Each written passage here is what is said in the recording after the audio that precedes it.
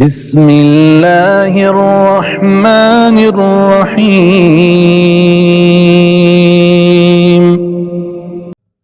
إن الحمد لله نحمده ونستعينه ونستغفره ونعوذ بالله من شرور أنفسنا وسيئات أعمالنا من يهده الله فلا مضل له ومن يضلله فلا هادي له وأشهد أن لا إله إلا الله وحده لا شريك له وأشهد أن محمدًا عبده ورسوله يا أيها الذين آمنوا اتقوا الله حق تقاته ولا تموتن إلا وأنتم مسلمون يا أيها الناس اتقوا ربكم الذي خلقكم من نفس واحدة وخلق منها زوجها وبث منهما رجالا كثيرا ونساء واتقوا الله الذي تساءلون به والأرحام إن الله كان عليكم رقيبا يا أيها الذين آمنوا اتقوا الله وقولوا قولا سديدا يصلح لكم أعمالكم ويغفر لكم ذنوبكم ومن يطع الله ورسوله فقد فاز فوزا عظيما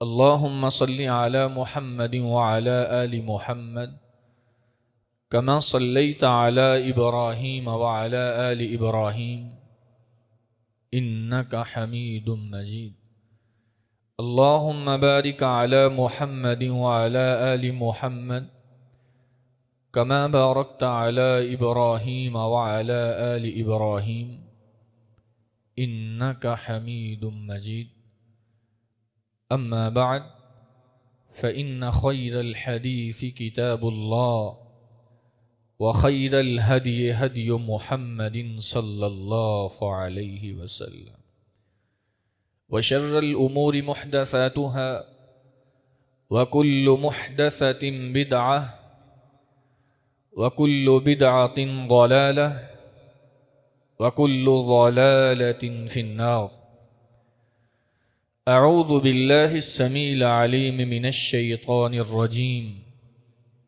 بسم الله الرحمن الرحيم يا أيها الذين آمنوا إذا قمتم إلى الصلاة فاغسلوا وجوهكم وأيديكم إلى المرافق وامسحوا برؤوسكم وأرجلكم إلى الكعبين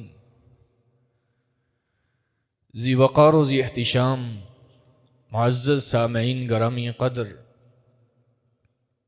ہمہ قسم کی حمد و ثنا کے پاک اور منزہ کلمات اس ذات کو اچھے لگتے ہیں جو ہم سب کے خالق و مالک و رازق بھی ہیں۔ حمد و ثنا کے بعد درود و سلام کی برکھا برسے سرور کونین خاتم النبیین جناب محمد الرسول اللہ صلوات اللہ وسلام علیہ کی ذات اقدس پر۔ حمد و ثنا اور درود و سلام کے بعد گزشتہ جمعہ کے اندر آپ احباب کے سامنے وضو کے طریقے کے حوالے سے چند گزارشات رکھی تھیں، کیونکہ جس بندے کی طہارت نہیں ہوتی، جس طرح طاہر رہنے کا شریعت نے حکم دیا ہے، تو اس کی کوئی عبادت قبول نہیں ہوتی۔ عبادت قبول نہ ہو تو پھر ایسی عبادت کرنے کا فائدہ کیا ہے؟ ہر انسان یہی چاہتا ہے میری چھوٹی سے چھوٹی عبادت کو بھی اللہ تعالیٰ شرف قبولیت سے نواز دیں، لیکن بسا اوقات اتنی بے احتیاطی ہوتی ہے بسا اوقات اتنی بے دہانی ہوتی ہے کہ انسان کے بڑے بڑے اعمال چند چھوٹی چھوٹی چیزوں کی وجہ سے ختم ہو جاتے ہیں۔ ان میں سے ایک وضو بھی ہے۔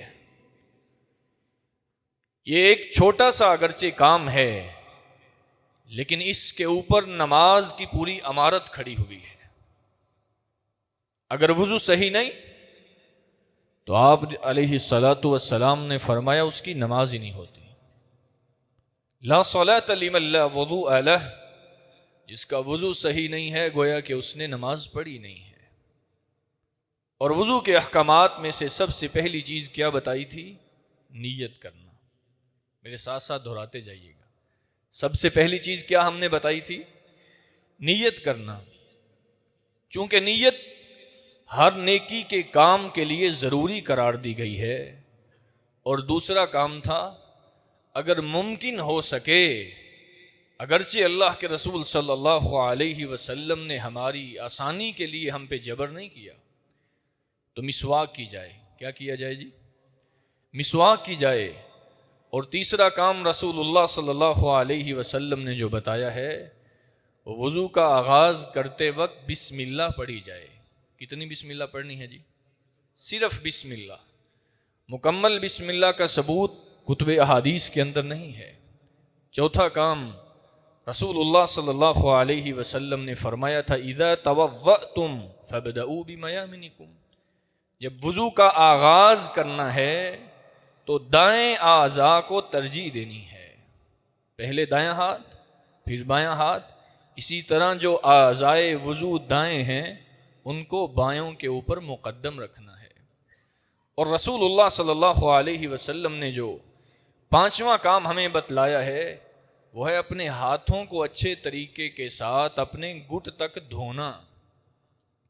اور چھٹا کام جو آپ صلی اللہ علیہ وسلم نے بتایا، اپنی انگلیوں کا خلال کرنا۔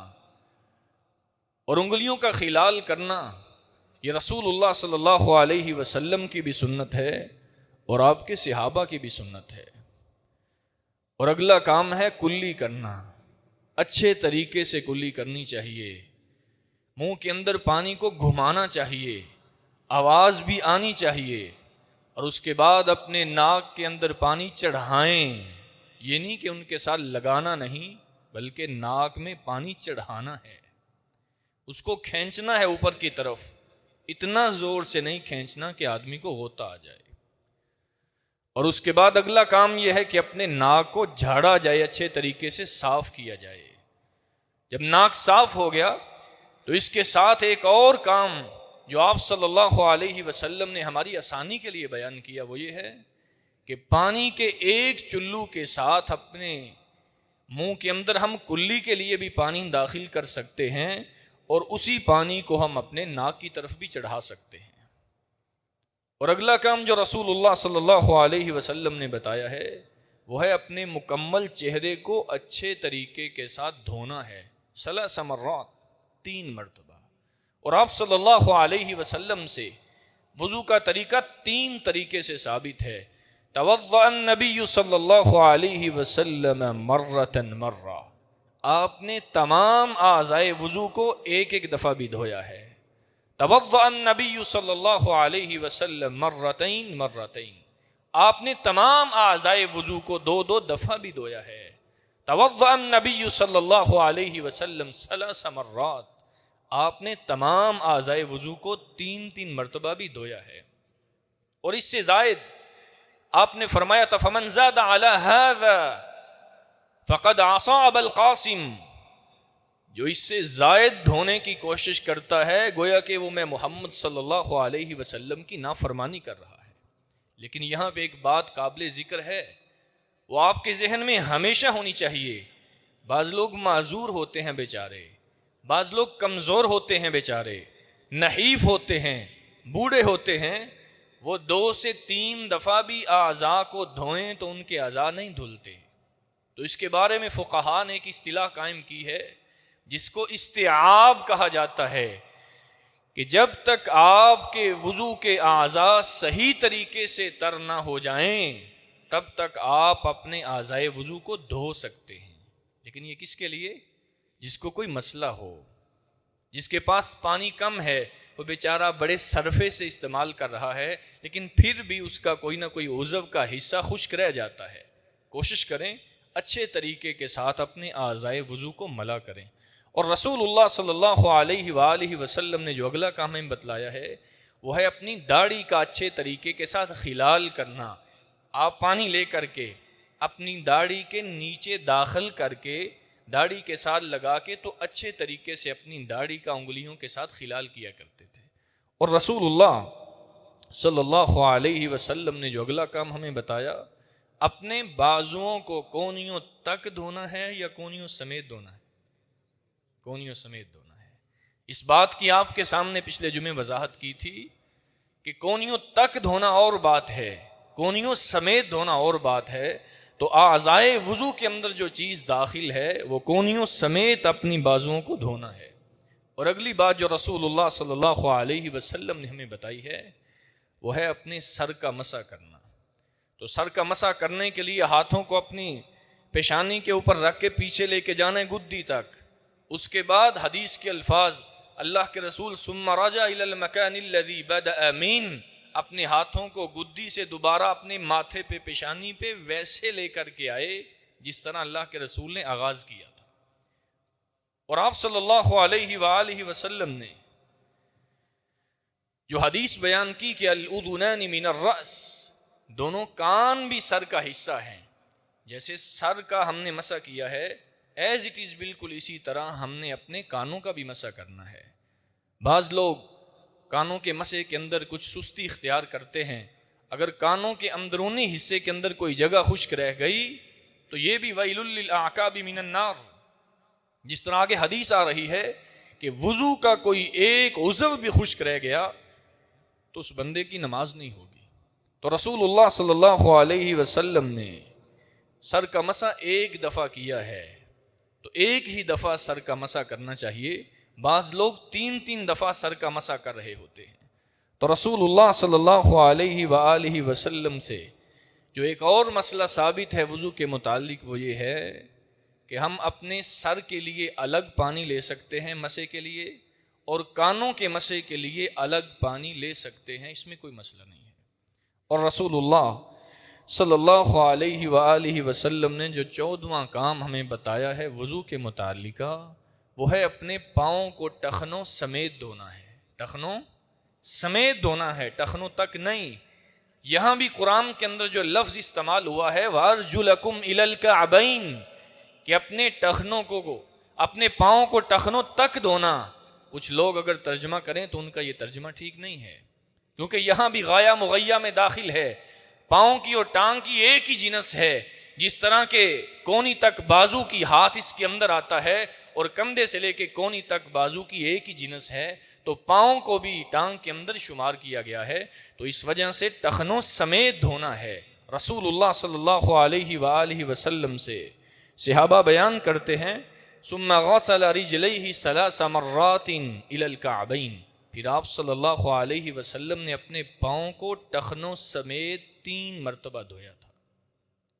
اور اگلا کام جو آپ صلی اللہ علیہ وسلم کی حدیث سے ثابت ہے، آپ صلی اللہ علیہ وسلم جب اپنے پاؤں کو دھوتے، عبداللہ ابن عمر رضی اللہ تعالیٰ بیان کرتے ہیں ہم ایک سفر میں تھے، آپ صلی اللہ علیہ وسلم کچھ لیٹ ہو گئے، ہم سے کچھ پیچھے رہ گئے، ہم ایک جگہ پہنچے، پڑاؤ ڈالا، وہاں پہ بیٹھے، عصر کی نماز کا وقت ہوا، ہم جلدی جلدی اٹھے، وضو بنانے لگ گئے، اور اس وضو کو بنانے کے اندر ہم نے اپنے پاؤں کو بے دہانی کے ساتھ دھویا، ہمارے پاؤں کے کچھ حصے خشک رہ گئے۔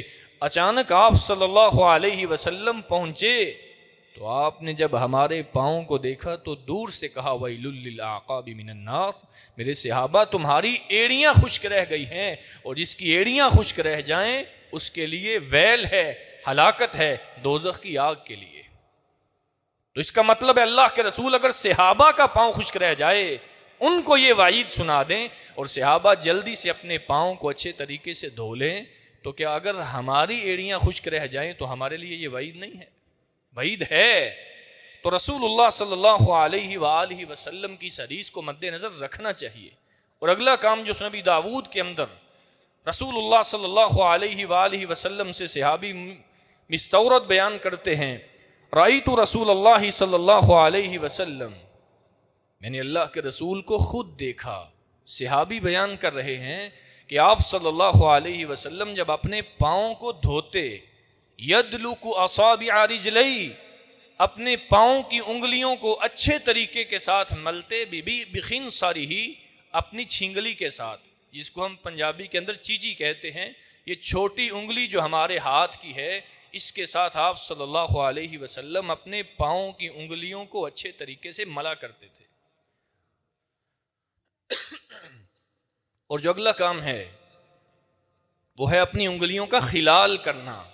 جس طرح آپ صلی اللہ علیہ وسلم اپنے ہاتھوں کی انگلیوں کا خلال کیا کرتے تھے، اسی طرح آپ صلی اللہ علیہ وسلم اپنے پاؤں کی انگلیوں کا بھی خلال کیا کرتے تھے۔ یہ چھوٹی انگلی بائیں ہاتھ والی، صحیح ابن خزیمہ کی حدیث، آپ صلی اللہ علیہ وسلم اپنے بائیں ہاتھ کے ساتھ اپنے پاؤں کو دھویا کرتے تھے۔ نبی داود کی حدیث کے الفاظ، اللہ کے رسول اس چھوٹی انگلی کے ساتھ اپنی انگلیوں کا خلال کیا کرتے اور ان کو ملا کرتے تھے۔ تو یہاں پہ ایک سوال یہ اٹھتا ہے، خلال ہم نے شروع کہاں سے کرنا ہے؟ جو دایاں پاؤں ہے اس کا خلال چھوٹی انگلی سے شروع کریں گے ہم، کیونکہ دایاں پاؤں ادھر سے تو ہم نے آغاز کر دیا، پھر دائیں جانب دیکھی جائے گی تو دائیں جانب چھوٹی انگلی کی طرف آتی ہے پاؤں کی، تو اس طرف سے اپنی انگلیوں کا اچھے طریقے کے ساتھ خلال کیا جائے گا۔ اس کے بعد بائیں پاؤں کی طرف آئیں گے تو جو انگوٹھا ہے بائیں پاؤں کا، وہاں سے ہم انگلیوں کے خلال کا آغاز کریں گے اور چھوٹی انگلی تک اسی طرح ہی ساری انگلیوں کے اندر خلال کرتے جائیں گے۔ بات سمجھ آ رہی ہے بھائی؟ بولیں سمجھ آ رہی ہے بھائی؟ جہاں سمجھ نہ آئے کوئی بھی بھائی پوچھ سکتا ہے۔ رسول اللہ صلی اللہ علیہ وآلہ وسلم کے وضو کا یہ طریقہ تھا کہ آپ صلی اللہ علیہ وسلم نے ایک ایک چیز صحابہ کو بتائی ہے، اور صحابہ کس قدر عظیم ہستیاں ہیں کہ آپ صلی اللہ علیہ وسلم کا ایک ایک عمل نقل کیا ہے اور امت تک پہنچا دیا ہے۔ یہ ان کی ایمانت داری ہے۔ الصحابۃ کلہم عدول، نبی کے سارے صحابہ عادل تھے۔ اب یہاں پہ کچھ اور مسائل مسح کے ہیں کہ اگر ہم نے جرابیں پہنی ہوئی ہیں تو ان کے اوپر جو مسح کرنا ہے تو وہ کس طرح ہم کر سکتے ہیں؟ تو رسول اللہ صلی اللہ علیہ وآلہ وسلم کے پیارے صحابی سیدنا مغیرہ بن شعبہ رضی اللہ تعالیٰ عنہ بیان کرتے ہیں، کنت مع النبی صلی اللہ علیہ وسلم فی سفر، میں آپ کے ساتھ ایک سفر میں تھا، اللہ کے رسول نے اور میں نے اکٹھا سفر کیا، آپ وضو فرما رہے تھے تو میں اچانک آگے بڑھا، فأہویت لأنزع خفی، میں نے آپ کے موزوں کو اتارنے کی کوشش کی، آپ نے فرمایا دعہما فإنی ادخلتہما طاہرتین، میرے صحابی ٹھہر جائیے، میں نے یہ موزے، یہ جرابیں جو پہنی ہوئی ہیں، یہ میں نے وضو کر کے پہنی تھی، اب میں ان کے اوپر مسح کروں گا۔ تو اس سے ایک بات پتہ چلی کہ جب وضو کر کے جرابیں پہنی ہوں، وضو کر کے آپ نے موزے پہنے ہوں، وضو کر کے آپ نے شوگر پہنے ہوئے ہیں، کوئی مسئلہ نہیں ہے۔ اپنے شوز اچھے پہنے ہوئے ہیں تسموں والے، وہ آپ نے وضو کر کے پہنے ہوئے ہیں۔ سیدنا علی رضی اللہ تعالیٰ سے یہ حدیث ثابت ہے، انہوں نے اپنے شوز کے اوپر مسح کیا اور مسجد میں جا کے اپنے شوز کو اتار کے ایسے اندر جا کے نماز پڑھ لی تھی۔ کس قدر دین کے اندر سہولت موجود ہے۔ ہم لوگوں کو مشکل کے اندر ڈالنے کی کوشش کرتے ہیں، نہیں، آپ نے اگر ایسے شوز پہنے ہوئے ہیں جن کو اتارنا بھی آسان ہے، جن کو پہننا بھی آسان ہے، تو ان کو اتار کے جرابوں کے اوپر مسح کیا جائے۔ اگر جرابیں نہیں پہنی تو اپنے پاؤں کو دھویا جائے۔ اگر ایسے شوز پہنے ہوئے ہیں جس طرح تسموں والے ہوتے ہیں، بندھے ہوئے ہیں، آپ نے اپنی جرابوں پہ مسح کر کے یا اپنے پاؤں کو دھو کے جرابیں پہنی ہوئی ہیں، اس کے بعد اپنے شوز پہنے ہیں، ان کے اوپر مسح کر کے آپ نماز پڑھ سکتے ہیں۔ اور اس میں ایک اور بات ہے، یہ چھوٹی جوتی جو ہوتی ہے جس کو ہم کینچی جوتی کہتے ہیں، وہ پہنی ہوئی ہے، جرابیں ہم نے وضو کر کے پہنی ہوئی ہیں، ایسی جوتی کے اوپر بھی مسح ہو سکتا ہے، کیونکہ اس کے اندر سے اکثر جراب کا حصہ واضح نظر آ رہا ہوتا ہے، اس کے اوپر مسح کر سکتے ہیں۔ رسول اللہ صلی اللہ علیہ وسلم سے اس قدر آسانی کے ساتھ دین صحابہ نے ہم تک پہنچایا ہے۔ اور رسول اللہ صلی اللہ علیہ وآلہ وسلم نے، جو میں نے آپ کو پچھلے جمعے بھی حدیث بیان کی کہ مسح النبی صلی اللہ علیہ وسلم علی الجوربین، آپ نے جرابوں کے اوپر بھی مسح کیا ہے۔ بعض لوگوں کا یہ مسئلہ ہے، انہوں نے اپنی فقہ کو دین کے اوپر مقدم کیا ہوا ہے، ان کو ایسے نہیں کرنا چاہیے۔ امام جتنا مرضی بڑا ہے، ہمارے ماتھے کا جمر ہمارے سر کا تاج ہے، لیکن اللہ اور اس کے رسول کی بات سے مقدم ہم نہیں کر سکتے، ہماری مجبوری ہے۔ لوگ ہمیں دیندار کہتے ہیں، لوگ ہمیں حدیث کو ماننے والا کہتے ہیں، لوگ ہمیں قرآن کے اوپر عمل کرنے والا کہتے ہیں، بصد معذرت ہم ان لوگوں کے پیچھے نہیں لگ سکتے۔ دلیل موجود ہے کہ جب آپ صلی اللہ علیہ وسلم نے اپنی جرابوں پہ مسح کیا ہے تو ہم بھی جرابوں پہ مسح کر سکتے ہیں۔ لوگوں کو کیوں تکلف کے اندر ڈالیں کہ آپ نے موزے پہنے ہوں تو پھر ان کے اوپر مسح ہو سکتا ہے، جرابوں پہ مسح نہیں ہو سکتا؟ ایسی بات نہیں ہے، آپ نے خود کیا ہے، صحابہ نے آپ کو دیکھا ہے، اور صحابہ نے ہم تک دین کو پہنچایا ہے۔ اور رسول اللہ صلی اللہ علیہ وآلہ وسلم سے جب صحابی نے پوچھا اللہ کے رسول یہ مسح کی مقدار کیا ہے، کتنی دیر تک ہم اپنی جرابوں کے اوپر مسح کر سکتے ہیں، تو آپ صلی اللہ علیہ وسلم نے جعل للمسافر 3 ایام ولیالیہن للمسافر، 3 دن اور 3 راتیں مسافر آدمی کے لیے مقرر کی، جو حالت سفر میں ہے وہ 3 دن اور 3 راتیں اپنی جرابوں کے اوپر مسح کر سکتا ہے۔ وللمقیم یوم ولیلہ، جو مقیم آدمی ہے، اپنے گھر میں ہے، حالت سفر میں نہیں ہے، آپ نے فرمایا 1 دن اور 1 رات وہ بھی اپنی جرابوں پہ مسح کر سکتا ہے۔ رسول اللہ صلی اللہ علیہ وآلہ وسلم سے جو دین ہم تک پہنچا ہے، اس کے اندر مسح کے مختلف مسائل جو ہم تک پہنچے ہیں، ان میں سے چند سوالات جو لوگوں کی طرف سے اٹھتے ہیں، میں ان کے جوابات آپ کے سامنے رکھنا چاہتا ہوں۔ ایک سوال یہ ہوتا ہے، کیا باریک جرابوں پر مسح ہو سکتا ہے یا صرف موزوں پہ کر سکتے ہیں؟ تو آپ کے سامنے یہ جواب رکھا ہے، آپ نے موزوں پہ بھی مسح کیا، آپ نے جرابوں پہ بھی مسح کیا۔ جرابیں باریک ہوں، موٹی ہوں، سوتی کپڑے کی ہوں، اون کے کپڑے کی ہوں، ہر قسم کی جراب پہ مسح ہو سکتا ہے، لیکن کب؟ جب حالت وضو میں پہنی ہوگی۔ کب؟ تھوڑے مسئلے آپ بھی یاد کر لیں۔ جب وضو کر کے پہنی ہو جراب تو پھر اس کے اوپر مسح کرنا بھی جائز ہے۔ اور ایک اور سوال جو عوام کی طرف سے اٹھتا ہے، کیا پھٹی ہوئی جرابوں کے اوپر مسح ہو سکتا ہے؟ جب تک جراب کے اوپر جراب کا لفظ بولا جا سکتا ہے تب تک اس کے اوپر مسح بھی ہو سکتا ہے، جب وہ بحالت وضو پہنی ہوئی ہو، کوئی مسئلہ نہیں ہے۔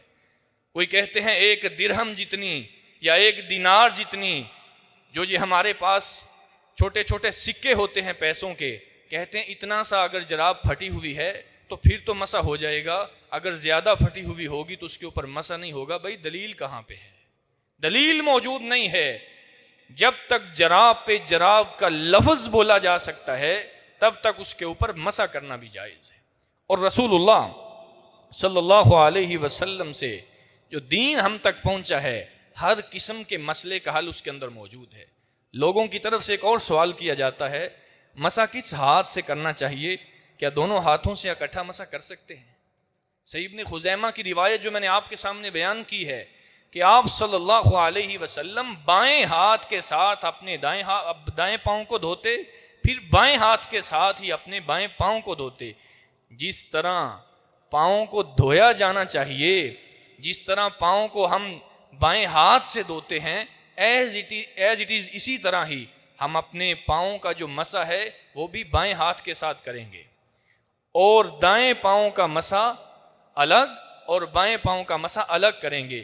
دفعتاً واحدہ، ایک ہی مرتبہ میں دائیں ہاتھ کو دائیں پاؤں پر اور بائیں ہاتھ کو بائیں پاؤں پر رکھ کے مسح کرنا یہ حدیث سے ثابت نہیں ہے۔ صحیح مصنف ابن ابی شیبہ کے اندر روایت موجود ہے، ایک روایت بیان کی جاتی ہے کہ آپ صلی اللہ علیہ وسلم نے دونوں ہاتھوں سے اکٹھا مسح کیا۔ وہ حدیث پایا ثبوت کو نہیں پہنچتی، صحیح حدیث نہیں ہے۔ تو صحیح ابن خزیمہ کی جو صحیح حدیث ہے اس میں یہی ہے کہ آپ اپنے بائیں ہاتھ کے ساتھ اپنے دائیں پاؤں کو دھوتے، پھر بائیں پاؤں کو دھوتے۔ چونکہ پاؤں کو دھونے کا بدل مسح ہے تو بدل کو بھی ویسے کیا جائے گا جیسے اصل کو کیا جاتا ہے۔ تو اصل کو جب بائیں ہاتھ کے ساتھ دھویا گیا ہے، الگ الگ تو اسی طرح مسح بھی الگ الگ کیا جائے گا، ایک دم دونوں پاؤں کے اوپر ہم مسح نہیں کر سکتے۔ اور رسول اللہ صلی اللہ علیہ وآلہ وسلم نے جو ہمارے لیے مشکلات کو آسان کیا ہے، تو لوگوں کی طرف سے ایک اور سوال کیا جاتا ہے، جن جرابوں پر مسح کیا ہو کیا وہ اتارنے سے وضو ٹوٹ جاتا ہے؟ آپ مجھے ایمانداری کے ساتھ بتائیں، ہم اگر حجام کے پاس جائیں، کسی نائی کے پاس جائیں، وضو کر کے جائیں تو جا کے اپنی ٹنڈ کروا دیں، بال تو ہم نائی کے پاس چھوڑ کے آتے ہیں، اگر ہمیں حدث لاحق نہیں ہوا تو کیا ہمارا وضو ٹوٹ جائے گا؟ بولتے نہیں۔ بال تو جن کے اوپر مسح کیا تھا وہ تو نائی نے لے لیے، تو ہم واپس گنجے ہو کر کے مسجد میں آ گئے، حالانکہ ہم پہلے وضو کر کے گئے تھے۔ جس طرح ایسے وضو نہیں ٹوٹتا، بالکل اسی طرح ہی جب آپ نے مسح کر کے اپنی جرابوں کے اوپر وضو اپنے کو قائم کیا ہوا ہے، آپ حالت وضو میں ہیں، اپنی جرابوں کو اتار دیں گے تو آپ کا مسح نہیں ٹوٹے گا، آپ کا وضو نہیں ٹوٹے گا، آپ کا وضو بالکل اسی طرح قائم ہے جس طرح ایک اس آدمی کا قائم ہے جو اپنے سر کے اوپر مسح کرنے کے بعد سر کی ٹنڈ کروا دیتا ہے۔ تو ایک اور سوال جو کیا جاتا ہے، جن جرابوں پر مسح کیا ابھی وضو قائم ہے، کیا وہ اتار کر جرابیں چینج کر کے ان پر مسح کیا جا سکتا ہے؟ یہ بڑا ایک مارکۃ الآراء مسئلہ ہے جس کے اوپر لوگوں کو اعتراض ہوتا ہے۔ ایک جراب تو ایسی ہے جو ہم نے پہنی ہوئی ہے، جرابوں کا جوڑا پہنا ہوا ہے اور وہ وضو کر کے پہنی ہے، ابھی ہمارا وضو قائم ہے، ہم نے ان جرابوں کو اتارا، کیا جرابیں جو چینج کی ہیں ہم نے حالت وضو کے اندر کی ہیں وہ جرابیں نہیں ہیں جن کے اوپر مسح ہوا تھا، یہ اور جرابیں ہیں، کیا ان کے اوپر مسح ہو سکتا ہے کہ نہیں ہو سکتا؟ ان کے اوپر مسح ویسے ہی ہو سکتا ہے جس طرح حالت وضو کے اندر دوسری جرابوں کو پہننے سے ان کے اوپر مسح ہو سکتا ہے۔ جب پاؤں دھو کر کے وہ جرابیں پہنی تھیں، چونکہ ہمارا وضو قائم تھا، جب وضو ٹوٹا ہے ان کے اوپر مسح ہو سکتا تھا، تو بالکل اسی طرح ہی یہ جرابیں جو چینج کی ہیں حالت وضو کے اندر چینج کی ہیں، وضو ہمارا ٹوٹا نہیں تھا تو ان جرابوں کے اوپر بھی مسح ہو سکتا ہے، اس میں کوئی مسئلہ نہیں۔ بات سمجھ آ گئی بھائی؟ رسول اللہ صلی اللہ علیہ وآلہ وسلم نے سیدنا معاذ اور سیدنا ابو موسیٰ اشعری رضی اللہ تعالیٰ عنہ کو کہا تھا، میں تمہیں یمن بھیج رہا ہوں لیکن تھوڑا سا لوگوں کا خیال کرنا، یسرا ولا تعسرا، لوگوں کے لیے آسانیاں پیدا کرنا، لوگوں کو مشکلات میں نہ ڈال دینا۔ تو یہاں پہ ایک اور سوال کیا جاتا ہے، کیا مدت مسح ختم ہونے سے وضو خود بخود ختم ہو جاتا ہے؟ اب یہ ایک بڑا عجیب سوال ہے۔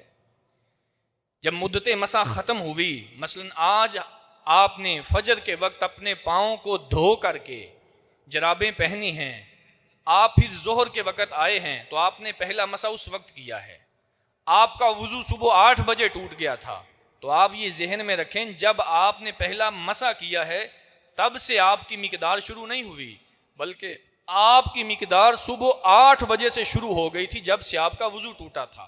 اب آپ نے وضو لیٹ کیا ہے، شریعت کا حکم آپ کے اوپر 8 بجے سے لاگو ہوگا، کیونکہ اس وقت آپ ایسی حدث کی حالت میں موجود تھے، اگر آپ وضو کرتے تو آپ اپنی جرابوں پہ مسح کر سکتے تھے۔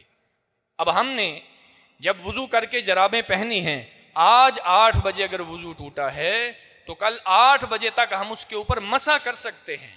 اگر 8 بجے سے پہلے ہم نے مسح کیا ہے یا 8 بجے ہم نے مسح کر لیا ہے اور اس کے بعد ہمارا ظہر تک وضو قائم ہے تو ہم اس وضو کے ساتھ نماز پڑھ سکتے ہیں، کوئی مسئلہ نہیں ہے۔ کیوں؟ کیونکہ وضو ایک امر تعبدی ہے، یہ عبادت ہے، نیت کے ساتھ، اخلاص کے ساتھ پورے اعضاء کو جس طرح شریعت نے کہا ہے وہاں دھویا ہے، جن کے اوپر مسح کہا ہے وہاں کیا ہے، اور کر کے ہم نے وضو کو قائم کیا ہے۔ جب وضو قائم ہو گیا، اس وضو کے ٹوٹنے کی دلیل چاہیے، یہ نہیں کہ وقت ختم ہوا تو وضو ٹوٹ گیا۔ آج 8 بجے ہمارا وضو کا وقت مسح کا سٹارٹ ہوا تھا تو کل 8 بجے ختم ہو جائے گا، ایسی بات نہیں ہے۔ 8 بجے اگر آپ نے وضو کر کے جرابوں پہ مسح کیا ہے، یہ مسح اگر ظہر تک چل سکتا ہے تو آپ ظہر کی نماز بھی اس کے ساتھ پڑھ سکتے ہیں، اس میں کوئی حرج نہیں ہے۔ اور یہاں پہ ایک اور سوال ہوتا ہے کہ مسح کی مدت کا آغاز کب سے ہوتا ہے؟ تو یہ آپ کو بھی بتا دیا ہے کہ پہلے حدث سے اس کا آغاز ہوتا ہے۔ وضو کرنے کے بعد آپ نے اپنے پاؤں کو دھو کے جرابیں پہنی ہیں تو جب پہلا حدث لاحق ہوگا، حدث سے مراد ہے جب پہلی دفعہ آپ کا وضو ٹوٹے گا، وہاں سے آپ کی مسح کی مقدار سٹارٹ ہو جائے گی۔ اور ایک اور سوال، کیا ہاف جرابوں کے اوپر مسح ہو سکتا ہے؟ ہر وہ جراب، ہر وہ موزہ جو آپ کے پاؤں کے ناخنوں سے لے کر کے آپ کے ٹخنوں تک کو ڈھانپتا ہو اور حالت وضو کے اندر پہنا ہو، وہ جراب ہو یا موزہ، اس کے اوپر مسح کرنا بھی جائز ہے۔ بعض بھائی ہاف جرابیں پہنی ہوتی ہیں، وہ ان کے ٹخنوں سے نیچے ہوتی ہیں یا آدھے ٹخنوں تک ہوتی ہیں، تو ان کے اوپر مسح کرنا جائز نہیں ہے، چاہے وہ حالت وضو میں بھی پہنی ہوں، ان کے اوپر مسح جائز نہیں ہے، کیونکہ ٹخنوں کو ڈھانپنا جس طرح ٹخنوں کو دھونا وضو میں شامل ہے، بالکل اسی طرح ہی جن جرابوں پہ ہم مسح کر رہے ہیں، چونکہ مسح وضو کا بدل ہے، تو جس طرح وضو کے اندر ٹخنوں کو دھونا شامل ہے، اسی طرح ہی جرابوں کے اندر جرابوں کا اور موزوں کا اپنے ٹخنوں کو ڈھانپنا ضروری ہے۔ اور یہاں پہ ایک اور سوال ہوتا ہے، بعض لوگ سوال نہ بھی کریں تو خود بخود سوال پیدا ہو جاتا ہے کہ بدبودار جرابیں پہن کے ہم مسجد میں آ سکتے ہیں؟ میرے پیارے بھائی، مسجد اللہ کا گھر ہے، ہم اللہ کے سامنے کھڑے ہونے کے لیے آئے ہیں۔ کسی شادی کے لیے، کسی بیاہ کے لیے، کسی پکنک پوائنٹ کے اندر، کسی اپنی اچھی دعوت کے اندر، اپنے اچھے دوستوں کے ساتھ ہم اپنی بدبودار جرابیں لے کے نہیں جا سکتے، تو اللہ کے سامنے آنے کے لیے ہمیں تھوڑی سی شرم ہونی چاہیے۔ اللہ رب العزت کے گھر میں آئے ہیں اور بدبودار جرابیں پہنی ہیں۔ اللہ کے رسول صلی اللہ علیہ وسلم نے فرمایا تھوم کھایا ہوا ہو، پیاز کچا کھایا ہوا ہو، کہا ہماری مسجد کے قریب نہ ہو، فَإِنَّ الْمَلَائِكَةَ تَتَأَذَّى مِنْهُ مَا يَتَأَذَّى مِنْهُ بَنُو آدم، کیونکہ جن چیزوں سے آدم کی اولاد کو نفرت ہے، ان چیزوں سے میں اللہ کے فرشتوں کو بھی نفرت ہے۔ فرشتے نمازوں میں حاضر ہوتے ہیں، تم لوگوں کو بھی تنگ کرتے ہو، اور اسی طرح جو فرشتے آتے ہیں ان کو بھی تنگ کرتے ہو۔ تو ان چیزوں کا خیال کیا جائے۔ جس طرح ہم اپنی مجلسوں میں گندی جرابیں پہن کے نہیں جا سکتے، تو اللہ کے گھر کے اندر صاف ستھرا لباس پہن کے، صاف ستھری جرابیں پہن کے آیا کریں۔ بصد معذرت ان لوگوں کی اگر گستاخی نہ ہو جو لوگ نائٹ ڈریس پہنا ہوتا ہے اسی طرح صبح فجر پڑھنے آ جاتے ہیں۔ میرے پیارے بھائی، یہی نائٹ ڈریس پہن کے اگر ہم اپنے دفتر میں نہیں جا سکتے، اپنے اسکول کالج یونیورسٹی میں نہیں جا سکتے، اپنی دکان پہ نہیں بیٹھ سکتے، کہ اللہ کا گھر ہمیں اس لیے ملا ہے کہ جو گندا لباس ہم نے رات کو پہنا ہوا ہے وہ ہمارے سطر کو ڈھانپ رہا ہو یا بسا اوقات نہ ڈھانپ رہا ہو، ہم اس کو پہن کے مسجد کے اندر آ جاتے ہیں خوبصورت بن کے۔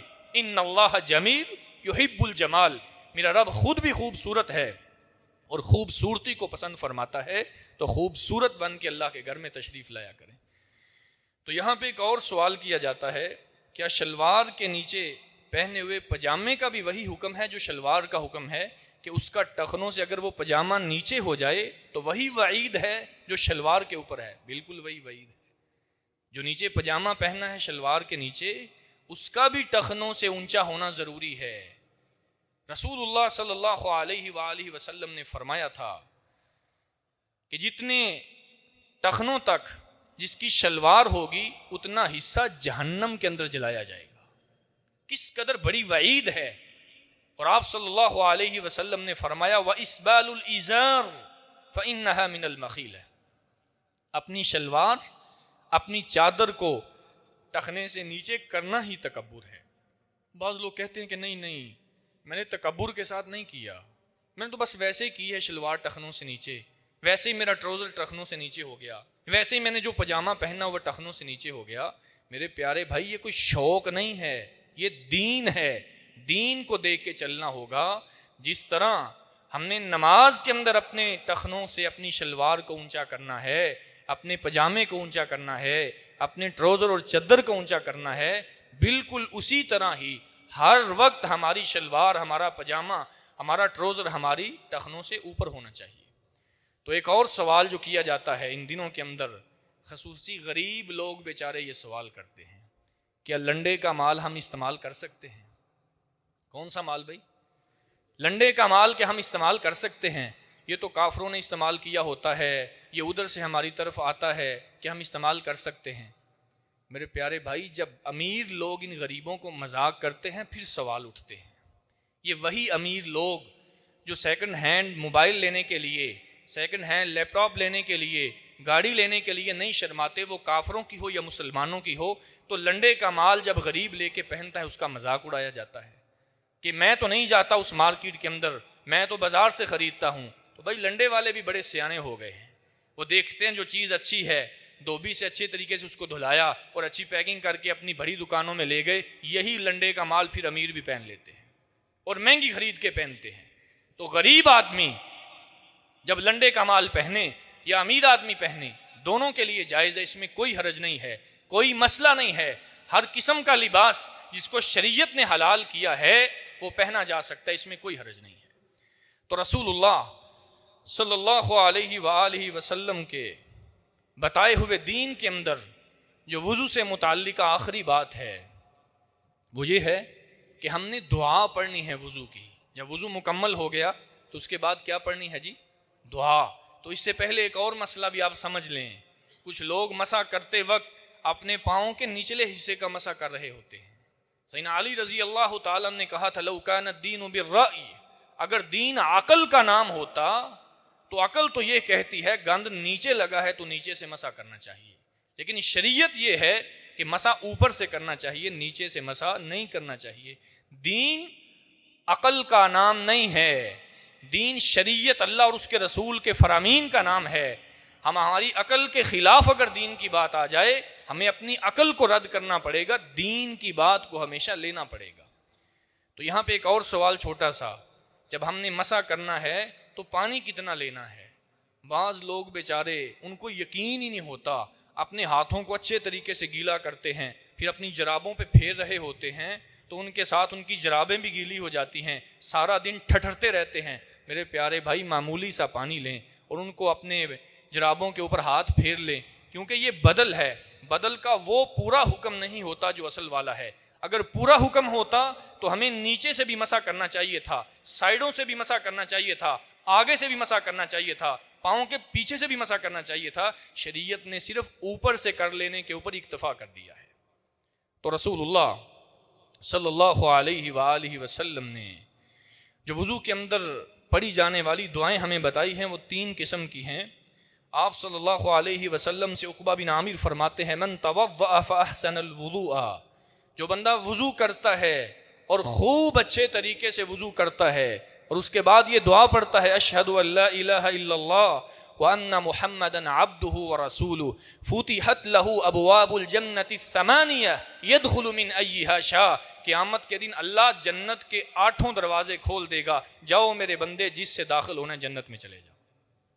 اور دوسری روایت اللہم اجعلنی من التوابین واجعلنی من المتطہرین، یہ بھی دعا پڑھی جا سکتی ہے اشہد ان لا الہ الا اللہ وحدہ لا شریک لہ واشہد ان محمدا عبدہ ورسولہ، یہ بھی دعا پڑھی جا سکتی ہے۔ اور ایک اور دعا جس کو ہم کفارہ مجلس کی بھی دعا کہتے ہیں سبحانک اللہم وبحمدک اشہد ان لا الہ الا انت استغفرک واتوب الیک، یہ دعا بھی پڑھی جا سکتی ہے۔ یہ 4 قسم کی دعائیں جو آپ صلی اللہ علیہ وسلم سے ثابت ہیں، اور ان کے بعد آپ نے یہی ارشاد فرمایا جو یہ دعا پڑھے گا، پڑھ کے پھر نماز پڑھ لیتا ہے یا ویسے اس نے وضو کیا ہے، قیامت کے دن اس بندے کے لیے جنت کے اللہ 8 دروازے کھول دے گا۔ اور ایک اور بات، جب وضو کیا ہے، وضو مکمل کر لینے کے بعد دعا سے پہلے بعض لوگ اپنی شرمگاہ پہ چھینٹے مار رہے ہوتے ہیں، تو یہ حدیث موجود ہے ثم نضح فرجہ، کہ آپ صلی اللہ علیہ وسلم نے وضو کرنے کے بعد اپنی شلوار کے اوپر چھینٹے مارے ہیں پانی کے، تو مار سکتے ہیں۔ ایک اور سوال جو یہاں پہ اٹھتا ہے، بعض لوگ بیچارے پیشاب کے قطروں کے مریض ہوتے ہیں، اس طرح کے سوالات بہت زیادہ آتے ہیں کہ ہمیں پیشاب کے قطرے آتے رہتے ہیں۔ بسا اوقات بعض بیچارے اتنا مثانہ کمزور کے حالتے نماز میں بھی قطرے آتے رہتے ہیں، تو ایسے بندے کے لیے شریعت کا یہی حکم ہے ایک وضو کے ساتھ وہ ایک نماز کی سنتیں اور فرائض ادا کر سکتا ہے، اگلی نماز کے لیے وہ الگ وضو کرے گا۔ لیکن اگر اس نے 2 نمازیں اکٹھی کرنی ہیں پھر ایک ہی وضو کے ساتھ دونوں نمازوں کو اکٹھا بھی کیا جا سکتا ہے۔ اگر اس کو پتہ ہے اس کی شلوار کے اس حصے کے اوپر پیشاب کا قطرہ لگا ہے تو اس کو دھونا ضروری ہے، بلکہ واجب ہے۔ اس بندے کو چاہیے اتنے حصے کو دھوئے، کیونکہ پیشاب پلید ہے، نجس ہے، اس کو دھوئے بغیر گزارا نہیں ہے۔